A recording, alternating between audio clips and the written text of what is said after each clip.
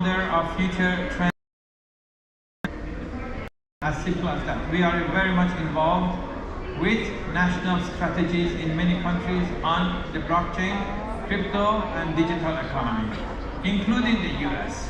So we'll talk about it later. Amazing, thank you. Yes, my name is Adnan Alicic, and I'm the CEO of Bytom, and the world's first hybrid Sharia compliant cryptocurrency exchange. I've been in the crypto industry since 2015, and I've seen a lot of inefficiencies in the market. And one of the biggest inefficiencies is actually centralization of cryptocurrency trading. So we've seen right now, majority of cryptocurrency trading today is done on centralized platforms, even though the whole point of crypto revolution was decentralization, where users are in full control of their own funds. So with this control, we've seen a lot of regulations, and that's basically what we're going to be talking about this topic of regulations, and which is actually in a way contrary to decentralization. Yeah, thank you. So my question will be related to the current state of this landscape. What's going on at the moment with regulation of off-ramps, on-ramps, Web3 payments, and do you personally think it is a bad idea or good idea to regulate Web3 payments? Because many people, including the share policy, do think that it breaks the whole concept of decentralization and assets ownership. Regulation is a great topic of discussion in Web3. I think some people are going to be for regulation, some are not. For example, centralized crypto services will already support some sort of regulation, whereas true hardcore Web3 developers really only care about decentralization. So when it comes to regulation, I think it will be different laws in different jurisdictions. So it will be it won't be one size fits all approach. So I think you've seen China approaching crypto differently compared to the US. So I think you'll continue to see that for many years to come. Yeah, sure thing. Well, we have to understand the foundation of the phenomenon. Well, I have a sentence called promises betrayed. There were many promises in the early time of the blockchain and the crypto that are betrayed. First of all, they are not yet decentralized. Two, they were against government and against banking institutions. And they were going to create a new form of justice society, but they didn't. They became super rich and didn't care about others. That's why we have the phenomenon of FTX and others. So now it's a new generation, a new era. So in this there are players. The players are private, which were the bulk that created the blockchain, crypto and digital. Then institutions, then governments. These three players, and I gave this lecture 5 years ago at the opening remark of the Dubai Blockchain Summit. These three players must be in unison and unity. You cannot have one versus the other. And that is how the regulation comes in. If it was not regulated, it created really exaggerated, or you can say even illegal situations. For example, I'm the one who advised the entire FBI and SEC to take away bots and logarithm, algorithm and bots away from the market making. You can do it for analysis, but not for exchanges. They are over-exaggerated. And so also the other one is that I always used to say, horizontal first, vertical second. That means don't take this industry to become crowd financing. First raise money, give a promise of white paper that you never deliver. In fact, first you have to deliver, then raise the benchmark of value, which is the crypto. So I believe in the real assets and real operations or real value. It doesn't have to be assets, it could be value but real. So on top of the value, you create a benchmark of the coin. This way, the coin will not go up and then 95% of all the coins failed, and maybe even with genuine intention, but they never been delivered. Whereas majority of them were scams to begin with anyway. We have to clean the industry and make it a new, mature industry. Why? Because not only 0.5% of the world is in crypto. 99.5% of the world is not yet in crypto. We are not about mass adoption from the crypto community. We have to have mass adoption from the non-crypto community. That requires what we call regulation. Regulation is not to stifle, or in fact when the US government came to me, they were asking, should we even just block the entire industry? I said no, because the whole world will go digital. This is a mega macro wave. You cannot stop the macro wave. You cannot stop the Renaissance. You cannot stop the discovery of North American continent. You cannot stop the rise of China. You cannot stop now the rise of Africa. You cannot stop digital economy to go viral global. You can only monitor it and manage it, not even control it. So the difference between regulation and control and stifling is very obvious. You have to manage it so that everybody plays on an equal and there's no exaggerated extremists into the society. So you don't believe in self-government, in decentralized government, and you're sure crypto industry does require the external regulation? The internal, so long as it becomes automatic, real, truthful, yeah, it can work on its own. And then the regulation from outside could be minimal. But if people are going to exaggerated extremes and the populations are at a loss, as we see, especially the Chinese. Unfortunately, the China government managed well, but the Chinese blockchain started from the US and from Europe, you can say. It went global, but 80% of the industry was in China. And with the Chinese going to Korea, to Russia, to here, to there, Cambodia, 99% of them are totally scammers. Okay? They raise first, they use generic white paper, raise communities and monies, and then disappear. Even up to today, Cambodia, Laos, Vietnam, everywhere this is this community. They have come even to Dubai, but we cleaned them, and now most of them have gone out. But yes, you have to have regulation, but not with the intention of control or oppression. So that's the balance. Yeah, thank you. Anand, do you have something to add here? Yes, regulation was always a sensitive issue in the crypto space. If you don't regulate it, there are going to be a lot of scams that we see right now. Now, if you over-regulate it, you're going to stifle competition, and all of those promising projects that have a lot of potential to actually revolutionize the industry, they're not going to come to light.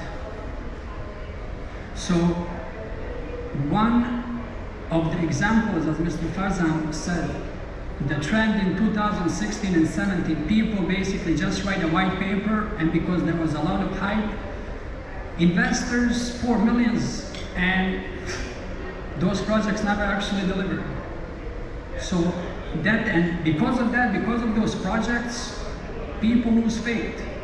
People lose faith in this promising industry. So one of the examples that we can say is actually full centralization obviously doesn't work as of right now.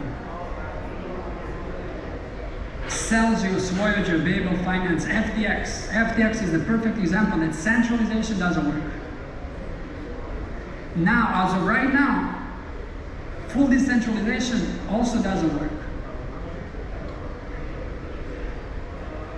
For example, fully decentralized platforms such as SushiSwap, PancakeSwap, and many other ones, there are billions and billions of dollars lost every year due to rug pulls, honeypots, or straight out scams. Because those platforms are not basically regulated by anybody, nobody controls them. A lot of scammers could come over there, list their project, hype it up, and scam a lot of people. That is happening on an everyday basis. So one of the things that we gotta do is actually do whatever is best for the space, and that is actually take the middle approach, take the way of actually not stifling competition, but also find a way to actually regulate it so there's all of those scams actually weeded out. Yeah, I agree with you, but also disagree, because it's not just taxes and decentralized platforms who got scammed all the time, because we've seen many bankruptcies and yeah, like $1 billion lost. People lost their savings many times. So it's not just about crypto space. Actually, traditional financial system is as rotten as well. The way to manage sensibly is not by going after manhunt, one-by-one case, or after exaggerated controlling systems. It's by modeling. So, for example, the fund industry knows that I raise money, I have 20%. 2% management fee, 20% returns. Become very much standardized, matured. But in this industry, any money raised 100% is owned by the founder. No. You give a promise of white paper that 5% is mine. The rest of this is the community or the development or this and that. But they don't. So that's why you have to take away what I call it. Either non-custodial is a solution or third-party custodial. You don't need to own it in your own hands if you have raised money. So you don't raise money for yourself. You raise money for the whole community. That's a difference. That's why you need regulation. And we don't decide the regulation. We can help with the legislation of the right regulation based on model.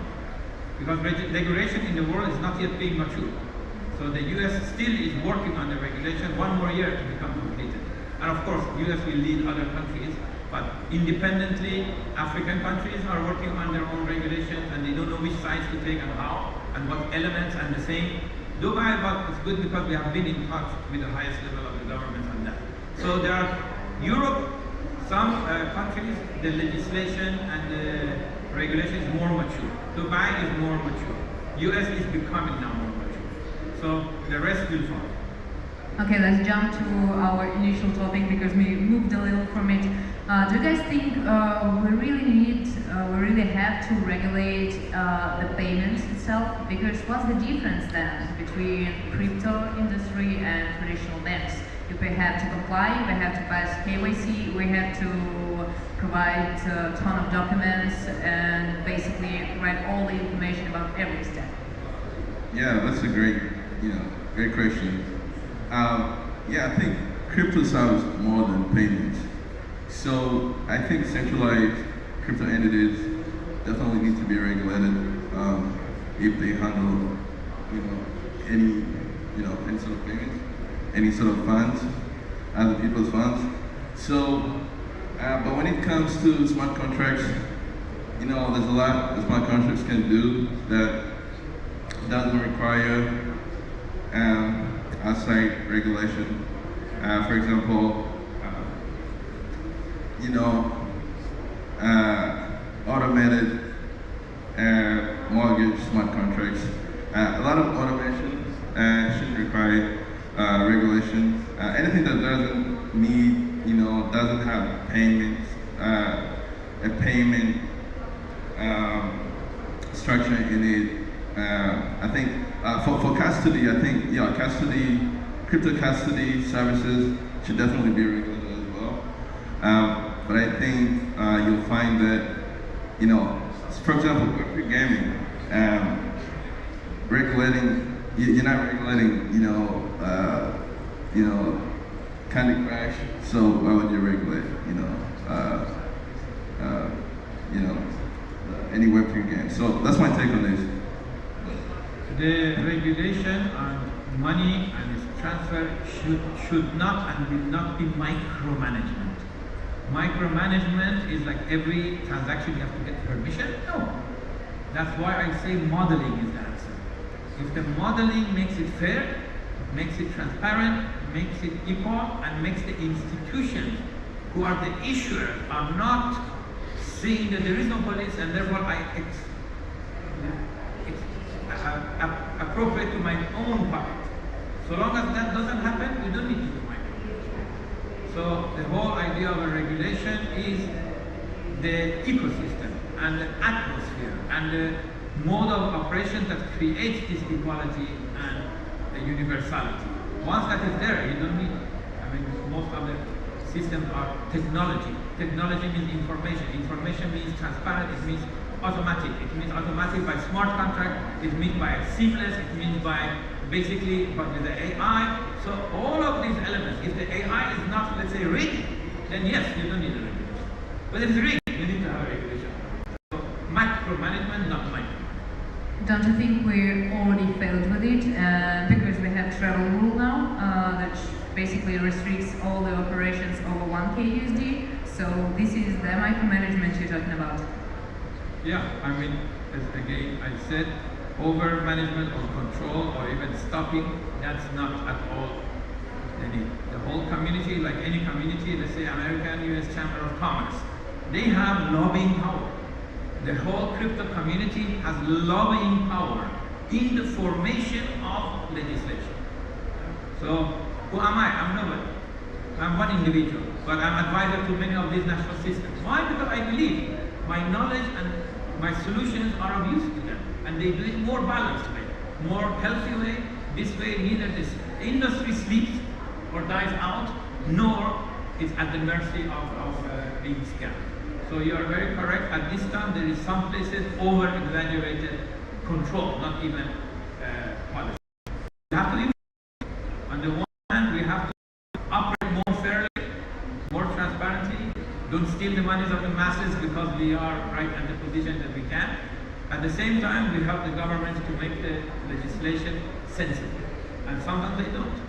It is very correct that they are over afraid or over, sometimes for purposes of controls.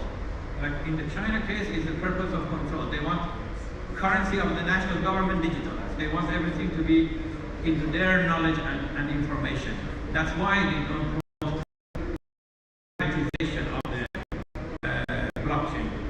But in the US, I don't think the intention is like stifling and control.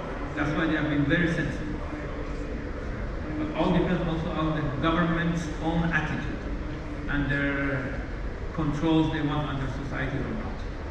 Yeah, thank you. Adnan, can you add your take here? Well, I just want to make one thing clear. Banks never liked crypto. And they are never going to like it until they control it. And actually, the sad part is that's what we are seeing right now with the solar regulation. One of the examples is this. Some of you who were in crypto, for the past couple of years, in 2017, Jamie Dimon, CEO of JP Morgan, one of the largest banks in the world, he publicly stated that Bitcoin is fraud, and he's going to fire anybody in his company who is caught trading Bitcoin. That's what he stated publicly. At the same time, his company was secretly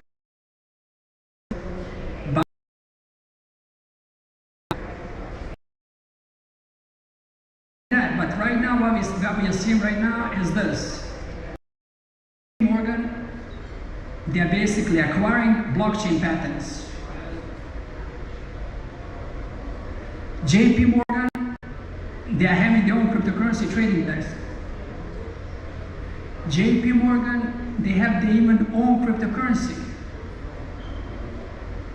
So that is what is happening right now. Basically, they are trying to take over everything and finding a way to control it. It's called, they want the good of both. They are like in dichotomy. They are against crypto, but they themselves are issuing it. For sure, the first group that is threatened is the banking. Because if the blockchain and crypto goes universal, the banking as we know it will totally disappear. So will accounting, because everything is automatic. Ledgers are automatically created. With AI, even auditing can disappear. So accounting is one of the areas that will disappear. Auditing to most degree will disappear. And of course, banking the way we know. And we have metaverse of banking. With that, the banking doesn't need to have physical banking at least. I'm not saying the banking system will disappear, but the form of it definitely.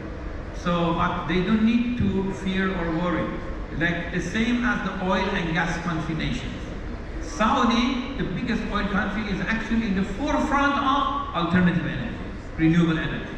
So why don't you be the promoter of blockchain and digital currency and issue yours, but don't stifle the other players. That's why there must be a uniform, what they call a balanced medley. I always believe in hybrid system. A hybrid between classic banking and digital banking. Classic assets and digital assets. For example, in African nations, you have the earth. Under it, you have all the mining and the richest of all the mines. Above it, you have agriculture. So, resource bank. The resource bank is physical resource, but then it can become on blockchain, it can become logged in, monitored, and therefore inventory taken. So everything that is under the ground, just like exploration, can be proven reserves very accurately. Therefore, they can become economic paper, therefore they can be floated and turned into cash. So then you don't need to stifle it, you just promote it. So I believe that the industry has a greatest future from 0.5% to 99% of anything that is value will be digital. Whether physical, tangible or intangible. The whole humanity is a power of calculation. Remember, it is computing. The more you have power of calculation and automatic, then it creates the transparency. It creates the, what I call decentralization. The world is pushed by the arrow of imperative to become digitalized and to become decentralized. Nobody can stifle it. But in the meanwhile, it is imbalanced. In the meanwhile, we have to be more aware.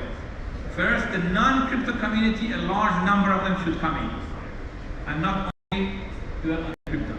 Then the coins that are issued from false one, from really scam ones to become really backed by assets or operations or value. And the promises of white paper, first at least deliver 30%, 20% before you issue one. Don't take it as crowdfunding.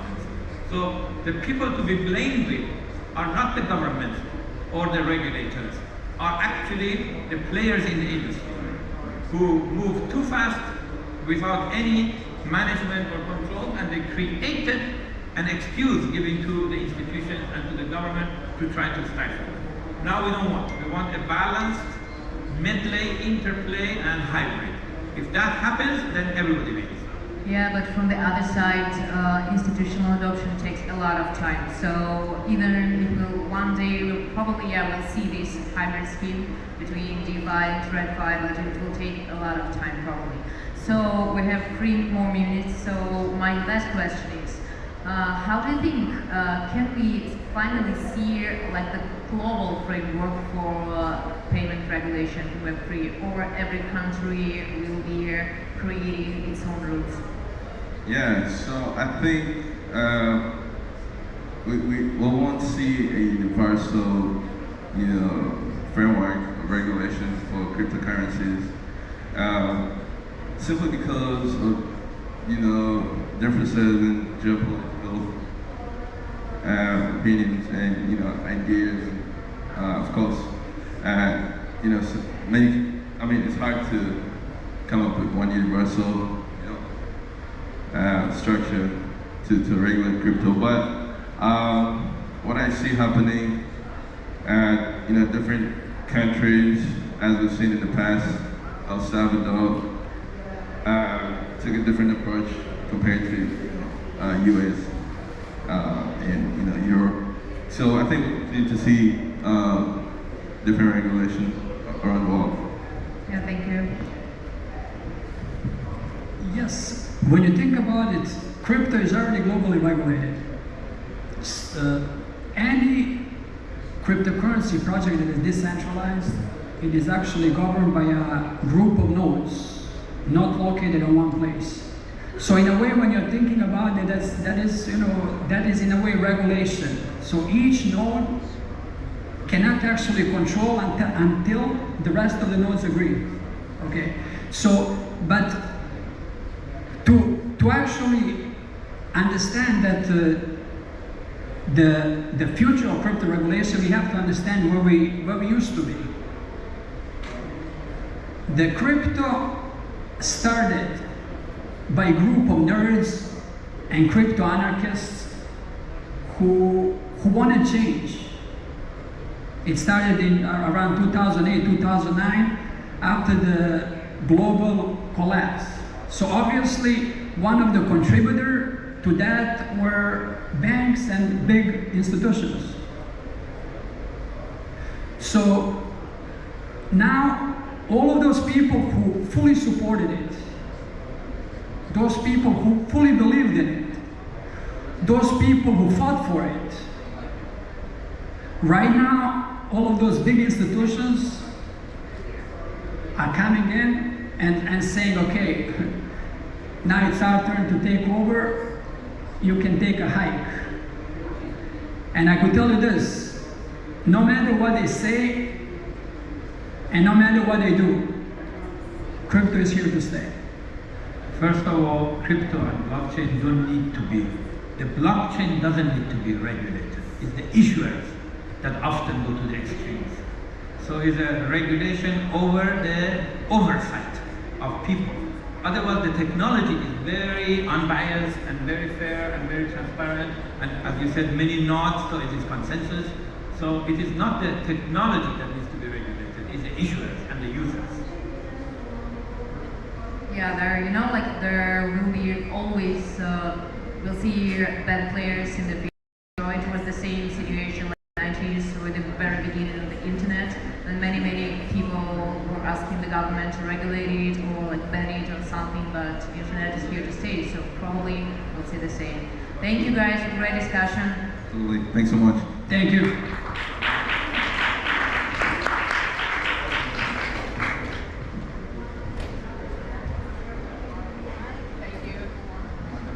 Thank you very much, panelists. Thank you. All right, we now move on to our next panel. And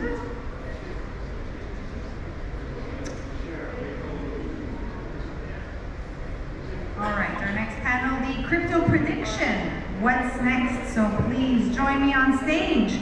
Varuni Trivedi, TCR, Mehmet Ekrem Orun of L-Bank, crypto-rich influencer of this morning, Gizem Meltem, Blockchain X Istanbul, and Adel of Trader Brawl. Come on up. Come on up, come up.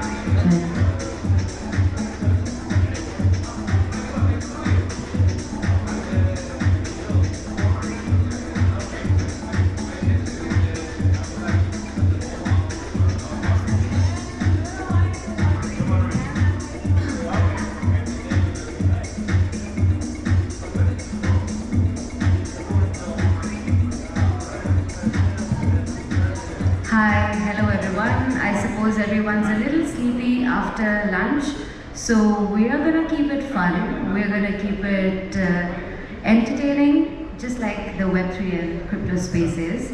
But before we start, quick introductions will be in place. I am Varuni Trivedi, I'm the editor-in-chief of the Coin Republic, and we're super proud to be co-hosting this event, W3WC, right here in the crypto land, that is Dubai. And we've had a great round of conferences throughout this week. Everyone's super exhausted by now, but it's so great to see everyone show up, the few that did. Thank you so much for joining us, all the panelists. We'll start introductions from right there. Adele, hi, thank you so much for joining us. If you can quickly introduce yourself to the audience. Sure. Hi, everyone, and welcome. Thank you so much for staying with us. I'm Adele, founder and CEO of Traders Brawl. I lead one of the marketing agencies here in Dubai for Web3. I've got a booth here, so come say hi. Free perks, you get a video for yourself, and we'll take care of all the editing, so we'll tag you, and just come along, have an interview with us. And I focus on the Web3 marketing side of things from the content perspective. Podcasts, we have video interviews, Twitter Spaces, and hosting services like MC for conferences. So thank you. Wow, that's super. Thank you so much. We have Gizem from Blockchain X Istanbul. Hello everyone, my name is Gizem. I'm a business developer at Blockchain X Istanbul. We also host an offline event in Istanbul exactly 1 month later. So I do the partnerships and business, so that's basically it. And hopefully we'll see you guys there. Yes. And of course, we have Crypto Rich. Hi, excuse me. Hi everybody, I run a vlog since April 2017 on cryptocurrencies, but lately, since 2020 really, life has got very, very interesting, far too interesting. So I also cover macro politics and macroeconomics and the state of the world, but I remain a crypto vlogger at heart. We're happy you're still in crypto. And lastly, we have Mehmet from Elbank. Yeah, hello everyone. It's nice to see you all here, and thank you for the organizer to this great event. This is Ekrem from Turkey. I'm the growth marketing lead of Elbank Turkey. I have been in crypto ecosystem since 2016, and we are keeping building all together. Thank you. Thank you so much. We have some amazing speakers up here today, and the topic itself is quite interesting. We're going to be talking about crypto predictions. We all love predictions, don't we, in the crypto space? I think one thing that runs really well among the crowds is predictions. Now, while I personally hate to call it predictions, I like to call it opinion. So let's talk about what your opinions are about what's going to happen in the market next week.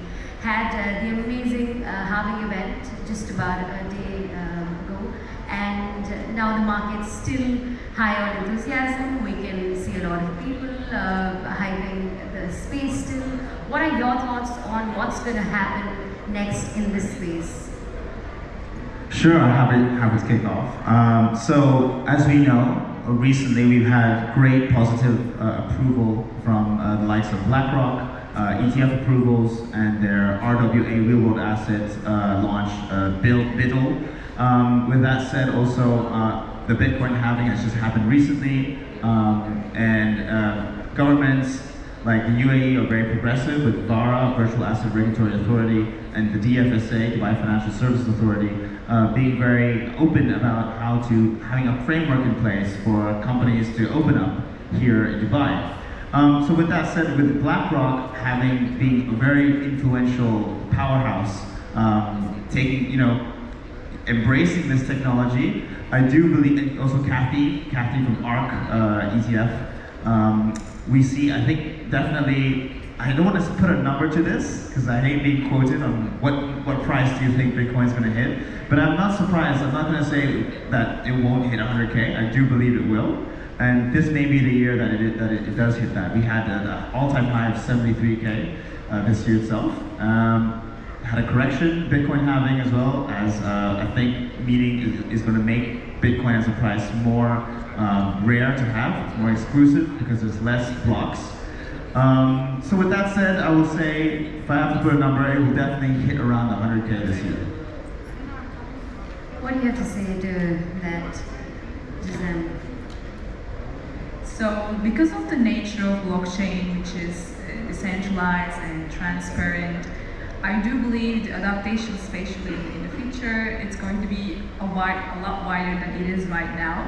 I don't want to say any number in terms of prediction, but I do believe because of the adaptation and also the potential of blockchain, it's gonna go even bigger than it is right now because it has so much potential, and it can also, a lot of businesses can also benefit from blockchain. It is already benefiting. So we are just in the beginning. So on the road, we're just in the beginning of the big road, and I do believe there's so much can happen. Yes, that's what I want to say right now. Please go ahead. Okay. are people getting rich in crypto?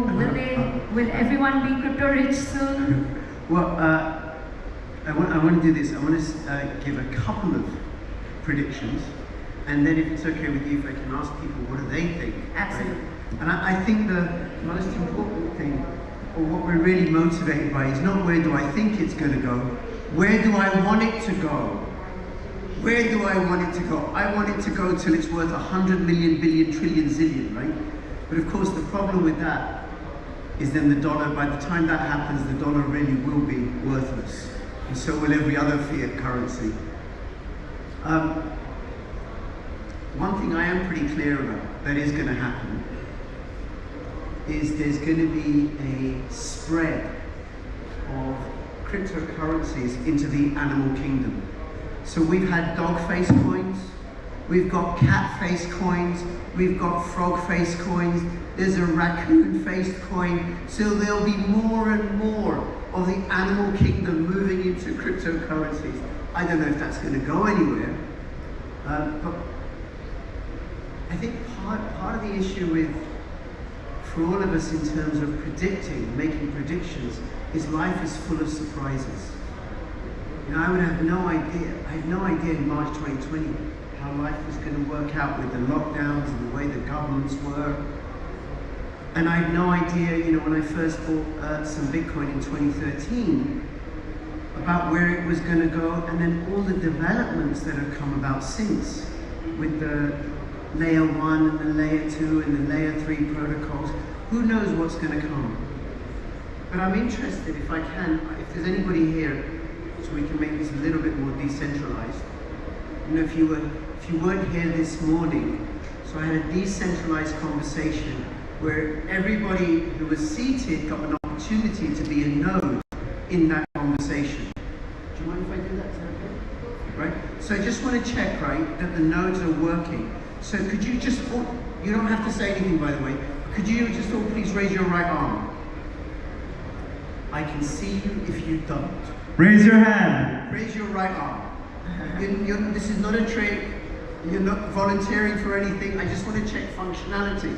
Then raise your left arm. Okay. All right. Some of you have both arms working. Some of you don't have any arms working. So perhaps there's an error in your algorithm. So who's willing to say or wants to say, how do you think things are going to shape up with